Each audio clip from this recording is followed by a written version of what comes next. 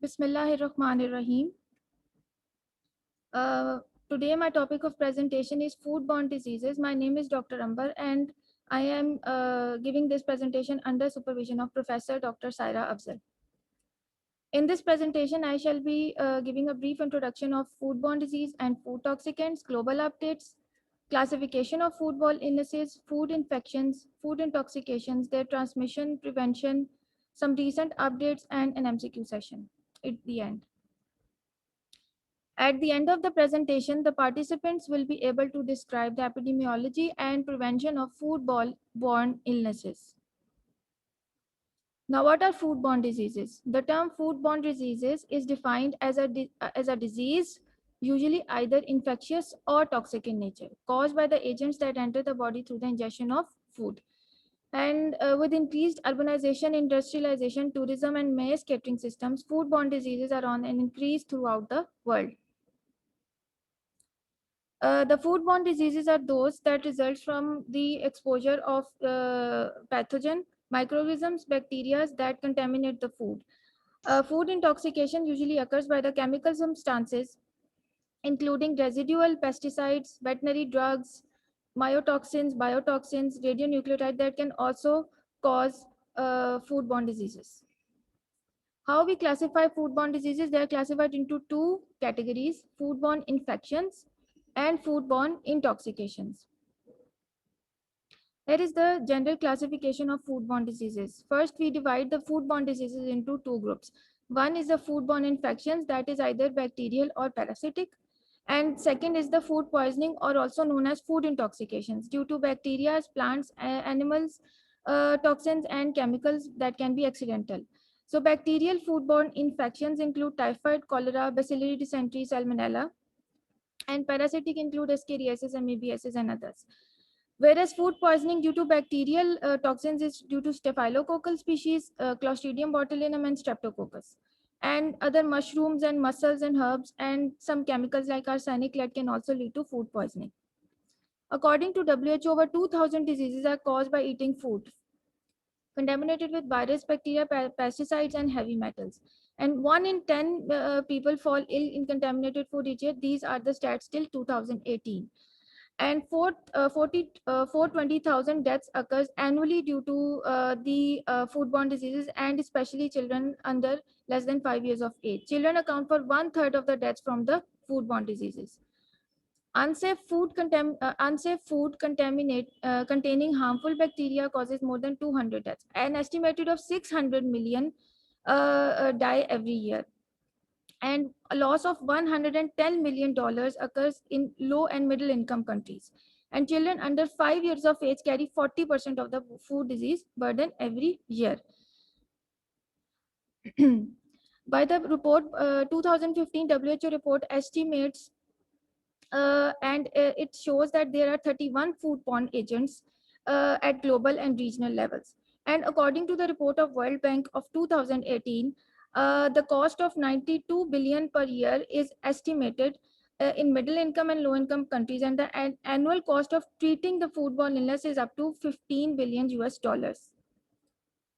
This is the same report specifying the areas where the foodborne diseases is having a large burden, especially in Africa, South Asia, and other regions. And again, I'm highlighting that children under 5 years of age and persons living in low-income regions are affected more. So the safe food imperative accelerating progress in low and middle income countries was given by the World Bank, and it was a report, and it gave that unsafe practices increases the expenses of middle and low income by $110 billion in loss of productivity and medical expensive. It is an exclusive approach to food safety management that makes food safety a shared responsibility among governments, farmers, food businesses, consumers, and consumers. And this is also a brief summary of how the food safety is a public health priority. There was an international conference on food safety in Ababa in 2019, and that was focusing on the achieving the sustainable developmental goals. So food safety is an integral to SDGs. The food safety critical for achieving SDGs is related to power, no, 1, 2, and 3, that is no poverty, zero hunger, and good health. And food safety practices contributes under the SDGs of 5: gender equality, clean water sanitation, decent work and economic growth, and sustainable cities and communities. There is also a constitution of 26 international experts to kickstart the One Health level experts panels for the achievement of food safety throughout the world. These are the statistics of Pakistan showing the species that are more prevalent and causing foodborne illnesses in Pakistan.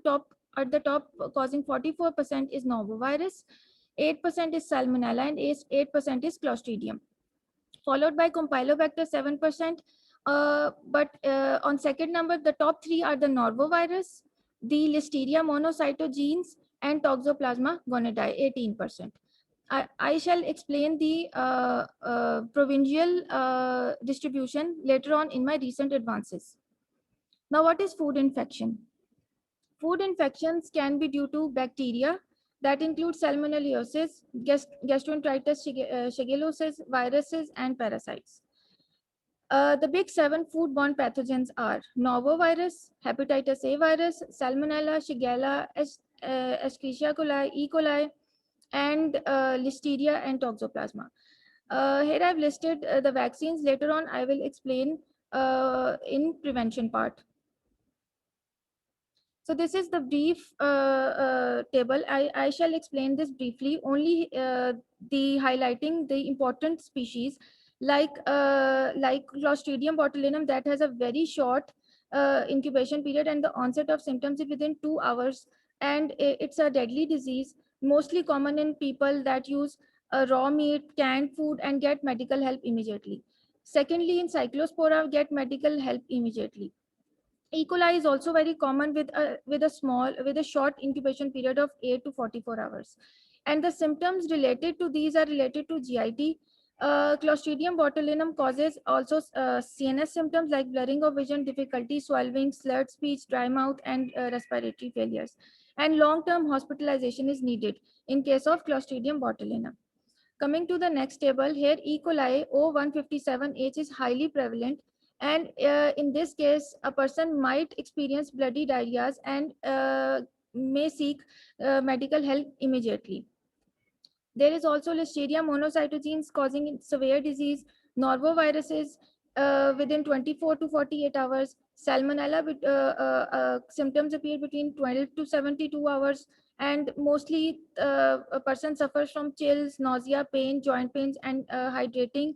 Keep the patient hydrated is important. Similarly, for Shigella, it is a severe disease, and patient suffers from bloody diarrhea and might seek help immediately.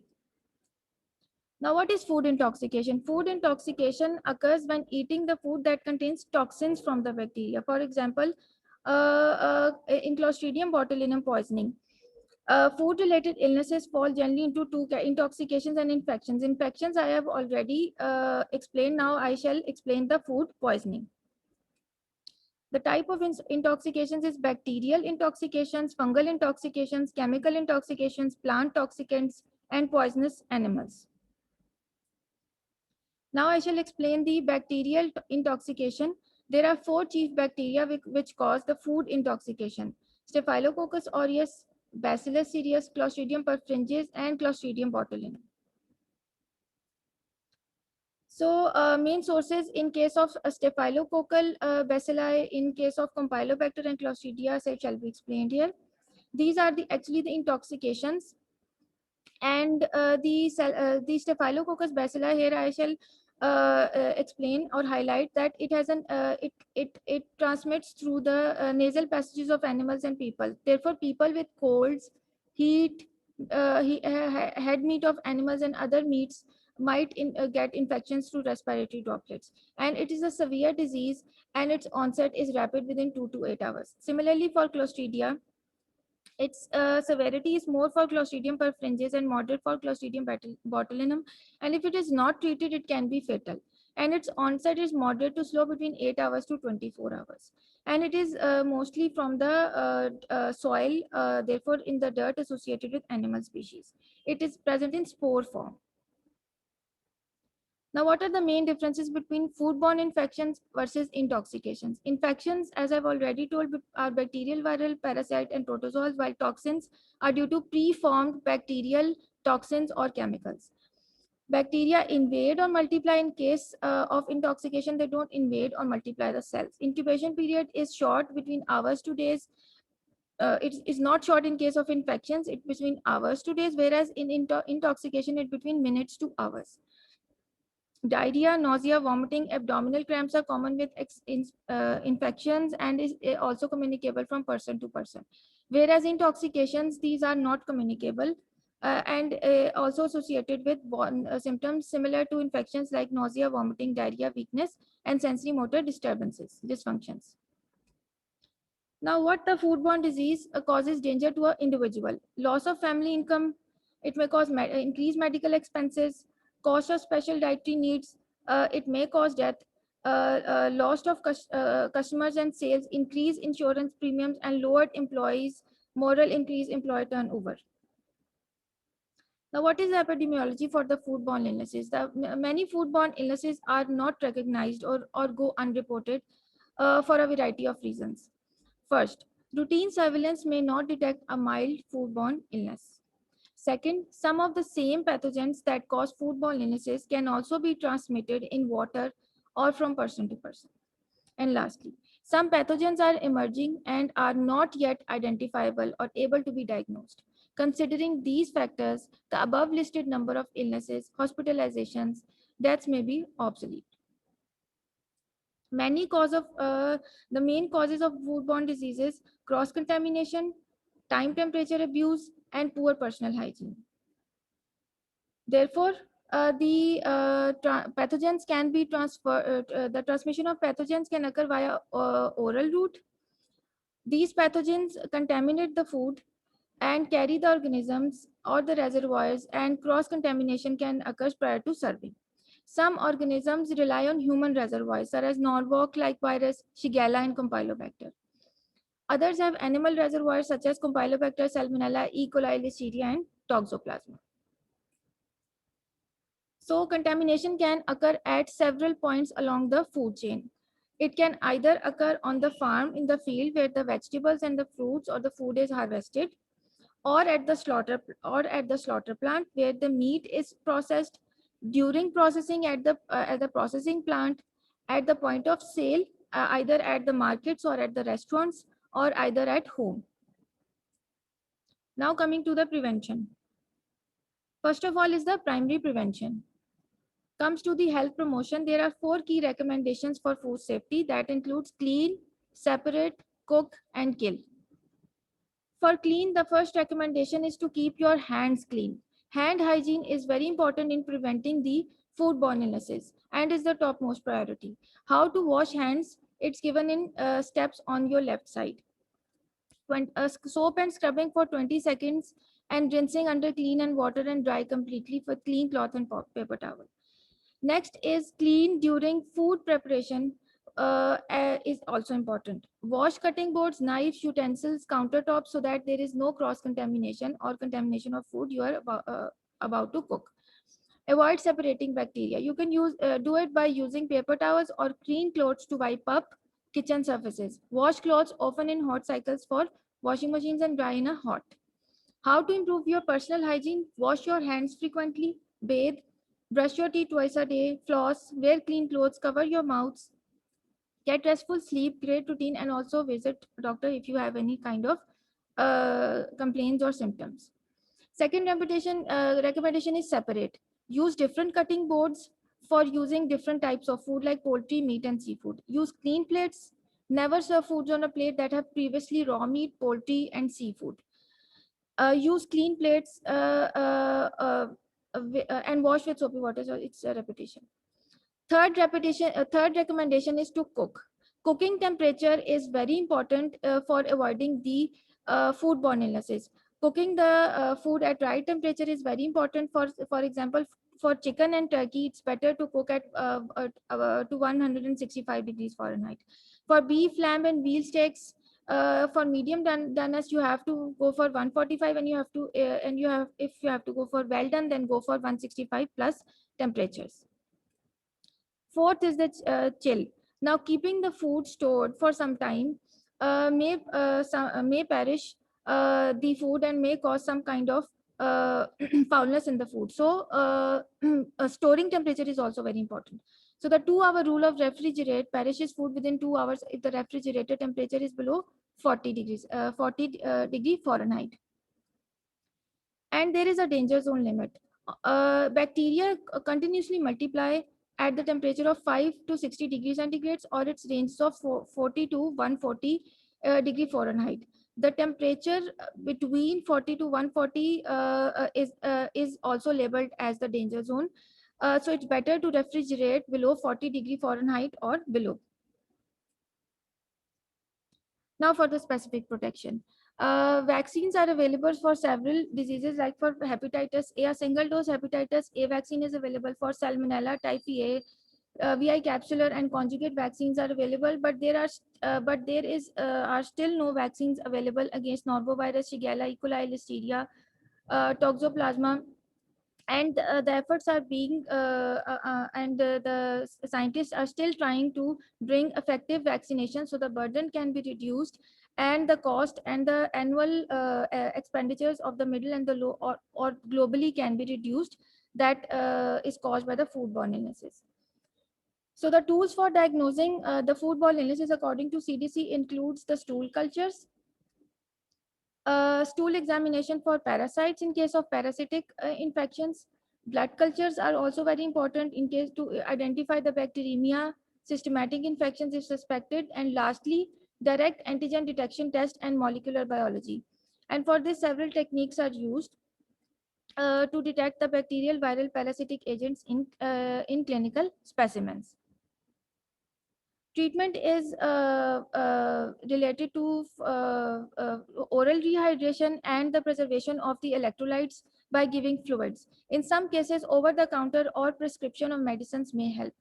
You can prevent some food poisonings by properly storing, cooking, cleaning, handling the foods. And simple rest in one way may help healing the food poisoning, foodborne illnesses. And additionally, do not eat or drink for a few hours after the onset of symptoms.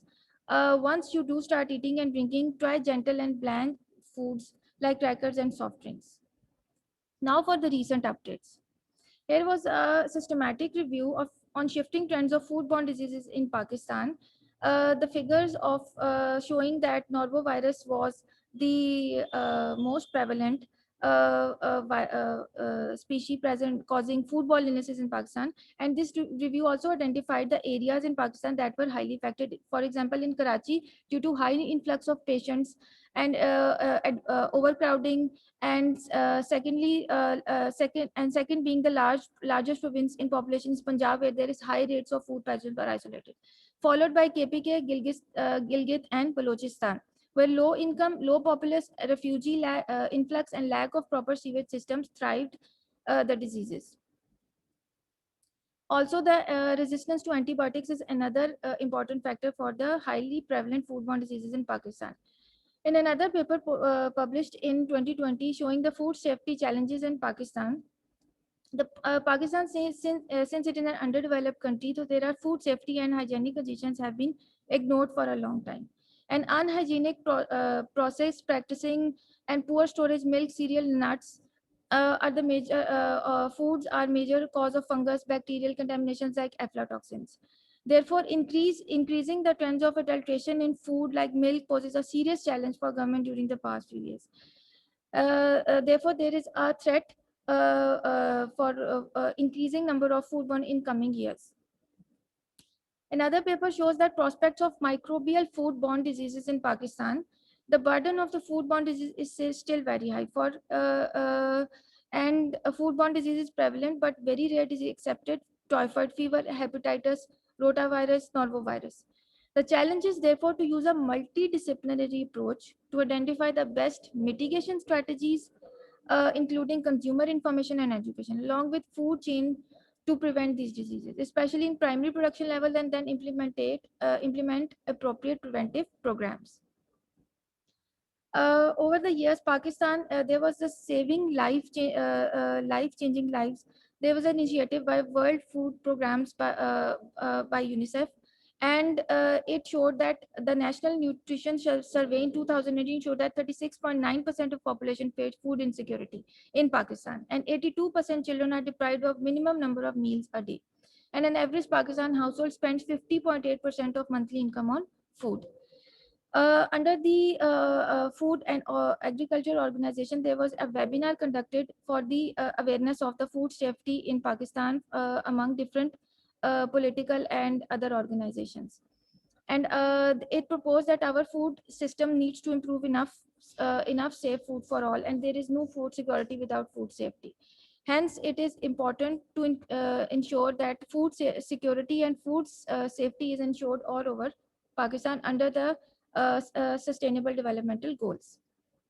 There are 3 institutions that are providing the post-graduation degree programs in food safety and control in Pakistan. This is University of Agriculture in Faisalabad, University of Agriculture in Peshawar, and Pakistan Institute of Management, Karachi. Now it's time for the MCQs. First MCQ is a 32-year-old male presented to OPD with a complaint of blurring of vision, slurred speech, and difficulty in swallowing and breathing issues. The method of successful treatment of botulism prior to the appearance of botulism symptoms includes administration of which of the following? Either it's antibiotic, analgesic, antitoxin, or antipyretic. Antitoxin. Yes, it causes because botulism Clostridia species causes severe disease, so it's better to give antitoxin if there is an suspicion of exposure to the botulism species. Hence, the answer is C. Second is a group of 20 people presented to emergency with symptoms of severe abdominal discomfort, diarrhea, and dehydration. Upon investigation, it was found that they consumed food from a wedding party before developing symptoms. Doctor considers the cases as food poisoning. Hence, for a case definition of food poisoning includes all except symptoms of the illness, laboratory test results, food that is suspected source of outbreak, or date of illness onset. I would explain the answer. The answer is C, and there is an explanation why the answer is C, because if we are treating a large number of people that have a common source of infection, then to treat and to come up to your results and test your hypothesis, is better not to include the food, as it is a common source, and it is the source of food is common among all the people. Therefore, in case of the case definition, we exclude the infected food from the while investigating the cases. A team of investigators is formed to investigate the outbreak of Salmonella typhi outbreak in a specific region. Which of the following is the primary goal for undertaking foodborne disease outbreak investigation? To study the natural history of the causative agent, to train the staff, to stop the current outbreak by implementing effective control measures, or to respond a public concern. Here the answer is C, as I've already told that control. C. Yes, the answer is C, because it is important to implement the effective control measures by highlighting the primary preventions, educating at government, at local, regional, district levels. So C is the right answer. A watery stool sample was collected from a 5-year-old boy who is suffering from diarrhea for 2 days. Smooth, round colonies were observed after incubation in high pH containing sodium chloride. And the examination revealed negative motile comma-shaped bacteria. What could be the possible cause of the disease-causing agent in? Vibrio cholerae. Yes. First sign was a watery stool sample and the duration of 2 days, and with comma-shaped bacteria. So the answer is Vibrio cholera. Next is the 2 male college roommates traveled to Costa Rica for spring break. At their hotel, they ate fruit salad, drank water with ice. The next evening, they both noted abdominal cramps, slight fever, watery diarrhea, and slight tinge of blood that recurred several times during the night. The hotel doctor gave them antibiotics and oral rehydration, but pertinent to their illnesses. This could be a virus, this could be a bacterium attached to the mucosa and secreted toxins, The bacterium in the food invaded intestinal epitheliums and secreted toxins that inhibited the. B. Yes, the answer is C. A 20-year-old female presented to OPD with a complaint of numbness in hands, slurring of speech, blurring of vision, respiratory distress. She gave history of consuming canned food, a deadly foodborne illness for Clostridium botulinum. yes, as I have already told that people consuming raw meat, canned food, the chances of obtaining Clostridium botulinum is more. Hence, the answer is D. A 15-year-old boy presented to OPD with a complaint of cramps, fever, frequent blood-tinged stools. On taking history, it was found that he went to a restaurant for lunch, noting that the baked chicken he ate was pink and undercooked. He developed symptoms 3 days after having lunch. What might be the probable cause of illness? Either it may be a heat C. stimulated toxin of E. coli, meat contaminated with the enterogenic E. coli. In first option, I am referring to the HO 157 species. Meat contaminated with Rubber Shigella dysentery or meat contaminated by Campylobacter jejuni. C. Yes, there are two hints in the MCQ. First is the frequently blood tinged. Second, the symptoms developed in 3 days after having the lunch. So the answer is Shigella dysentery. A group of travelers suffered symptoms of severe food poisoning during the trip to Hawaii. Keeping in mind the source of infection, what is the most probable vehicle in terms of foodborne illnesses? In terms of food poisoning, a non-living source of pathogen that infects the large number of individuals, a living source of pathogen, any disease that can directly pass from animal to humans, or a host in which a pathogen grows and matures but cannot reproduce. The answer is A because B. the answer is A because there is severe food poisoning and a non-living source of pathogen is the toxin, and that causes the large number of individuals to be affected. Bacteria multiply quickly in food temperature danger zone. What is the temperature range for this zone? A, B, C, D, or E? The danger zone where the bacteria can easily multiply ranges between 40 to 140 degree Fahrenheit. So it's better to store the food in refrigerators below 40 degree Fahrenheit. Food poisoning can most effectively prevented by which of the following safety steps? Leave food outside to thaw. Store temperature below 50 degree Fahrenheit in refrigerator. Washing hands thoroughly and frequently and rinsing meat before cooking. B. Um, the storing better, it's better to store temperature less than 40 degree Fahrenheit in the refrigerators. As I've already told that the most effectively washing hands, keeping your hygiene good is a good measure of preventing the foodborne illnesses. So washing hands thoroughly is the answer. This is the key reference, and thank you. Okay, thank you very much, Dr. Amber. Again, a very nice presentation. The most important part that you have presented is about food insecurities, food safety, food system, and the foodborne illnesses. The most important, another point that you have highlighted is about 82% children in Pakistan, they are deprived of the minimum diet they required as food. So it is beautiful example how you have given the food systems, and we all know that no food security can be ensured if there is no food safety. As far as the MCQs are concerned, I would like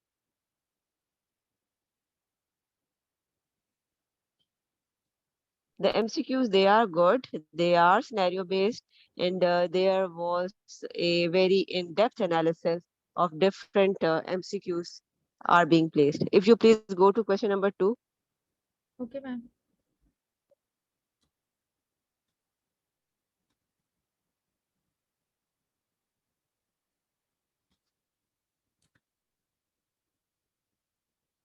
In question number 2, a group of 20 people presented to emergency with symptoms severe abdominal discomfort, diarrhea, and dehydration. Upon investigation, it was found that they consumed food from a wedding party before developing symptoms. Doctors considered the cases as a food poisoning A case definition of such illness might include all of the following except now. This is one of a very important case scenario that is often presented in emergency. And the first thing that should come into mind while we are doing any case definition is about the symptoms of the illness. Very true. Then we have the laboratory results. Very nice. And then we have that suspected source of outbreak, because that must be in the case definition. It shouldn't be in except. Whenever there is any suspected source of the outbreak, and that may be food or water, the next step is you have to go for laboratory tests. So if the laboratory tests are there, how this is possible that the source of the outbreak that is not the part of the case identification and case definition. Further, the cases are divided as susceptible cases, probable cases, confirmed cases. So if you want to have some MCQ, you must be very clear.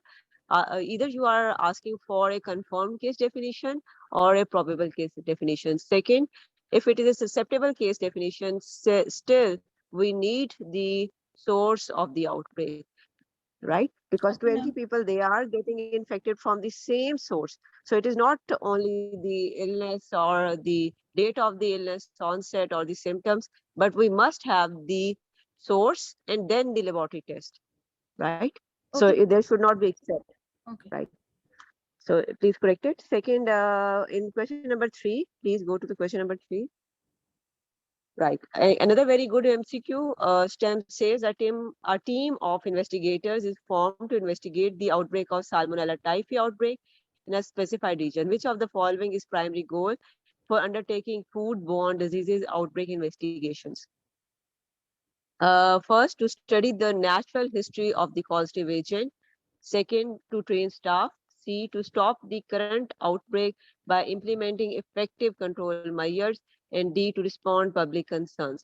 Again, each and every part is the important goal. And not a single thing can be considered as the primary goal, and the rest should be ignored. If you don't know the natural history of the causative agent, how would you train the staff? How would you go for the current outbreak? How would you respond to it? So all these things, they are closely related, and again, all are primary goals, Okay, ma'am. right? Okay, Now, ma'am. question number 4, 5, and 6, they were very nice, and there it was well elaborated. There were various hints in the MCQs to go to the correct answer, and they were scenario based as well as they were very comprehensive, and anybody who is attempting them can do it with very you can say with the accuracy and with validity and reliability. So the questions 4, 5, 6, they were beautiful and they are wonderful. So I would request you to please go through question number 2 and 3.